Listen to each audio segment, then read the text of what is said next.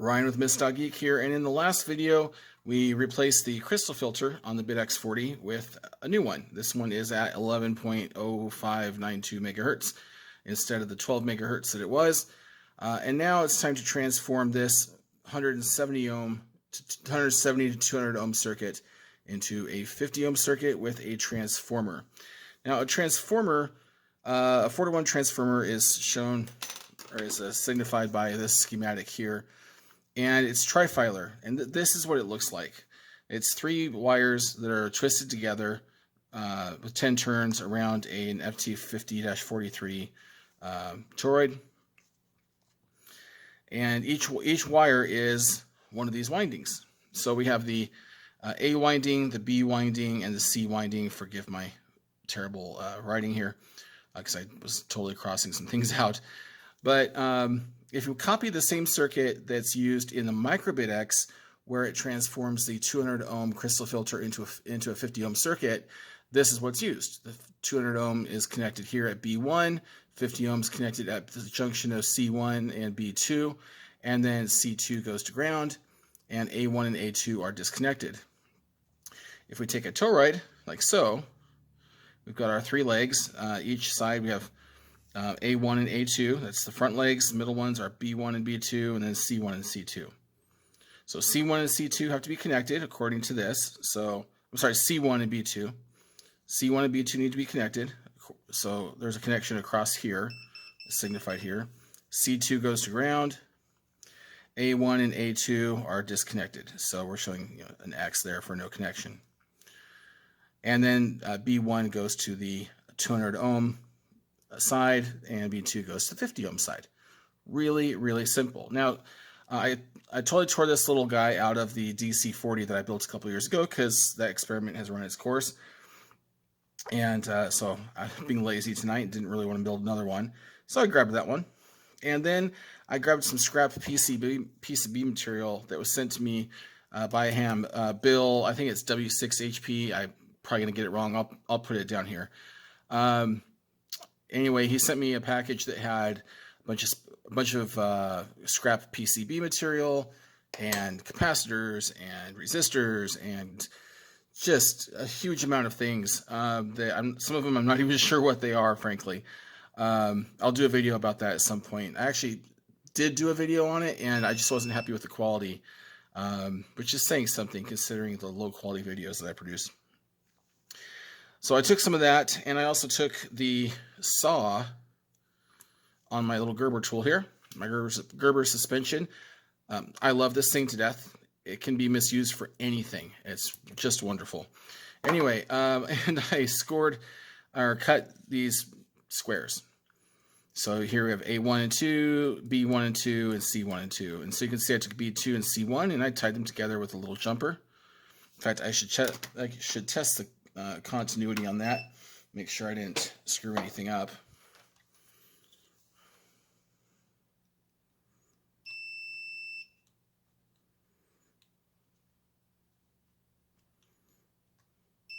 There we go. So I don't want any continuity from these pads, so we're good. And then all I've got to do is solder this to it. And although A1 and 2 aren't connected to anything, we don't want them just floating off into free space, so we're going to go ahead and solder them to it also. And that's it. And then the 200 ohm side will go to this part. I've already got this. I already connected to this using something else in the past, where I replaced the bandpass filters with my own. And so that's already been tinned. That trace there has been scraped and then tinned. And then it's been cut here so it doesn't actually go to this rest of this bit here. So I'm going to attach it here. So the 200 ohm side will attach, and then the 50 ohm side will be free to use for the next bandpass filter. So I'm going to go ahead and get that done, and I'll come back in the video and show you how it worked out. Alright, so I went ahead and just soldered this up using my magnifier, because gosh, this stuff gets small quick. And so what you want to do is give it the tug test. Just make sure that none of these leads come off, because a cold solder will totally ruin your day. And tweezers come in super handy for this stuff. All right, and she's good. So let's see here, make sure, yeah, our connection is here. So there's 50 ohms, and here's 200 ohms right here. And then this one is ground. So we're just following this diagram right here. If I really wanted to, if I had a marker, I would mark this as being, you know, A. Just put dots right here. But I don't have a marker handy, so maybe a pen kind of works, I guess. But not really.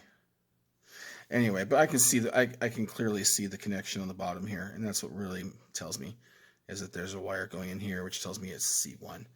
So the next thing is to get it wired into the radio, and I will do that, and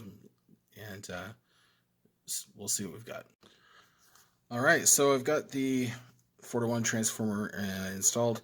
So you can see I've got a jumper going from, you know, a little connecting wire going from here to here, and that's the 200 ohm side as shown here. So it's basically oriented. How do I have it oriented?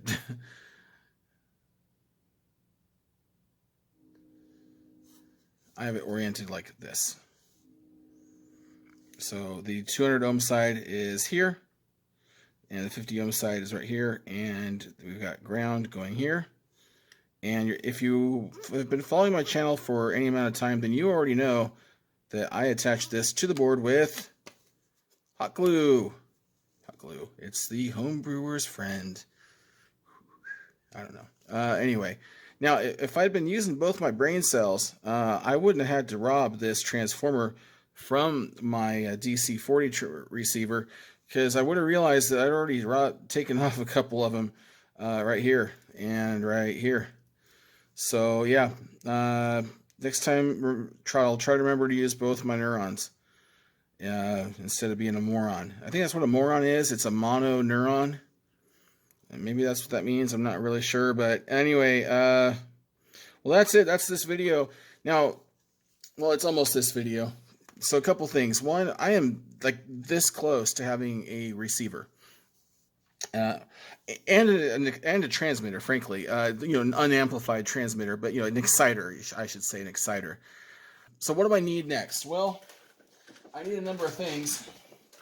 Let's see, let me go rummaging in my stuff again.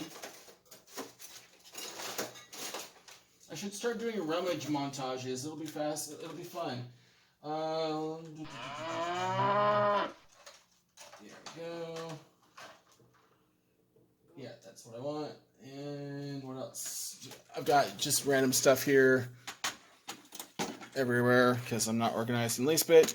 So, QRP Labs SI5351, Arduino Nano, and I've got a various number of displays I can use. Come on now, I've got it's got something attached to it. I've got a 16x2 I2C LCD, and I also have this 20x4 I2C LCD, and gosh, that thing looks gorgeous. I don't know which I'm going to use, but I kind of do. Yeah, I'm going to use the 20x4 because it's beautiful. Look at it. It's just so beautiful. I mean, come on.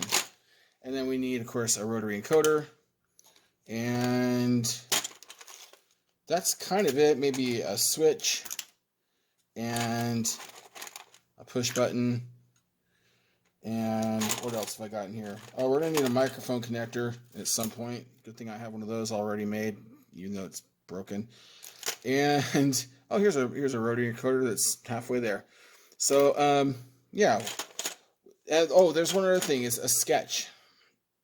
And we need a sketch that will allow us to tune this thing up. And so, we need an 11 megahertz, roughly, IF frequency.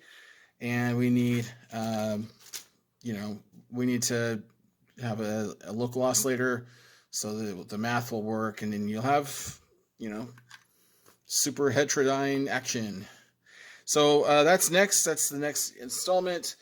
And I have some interesting stuff about that. So I hope you'll stay tuned. Get it? Tuned, you know, because radio's... yeah. Anyway, we'll see you next time. Thanks for watching.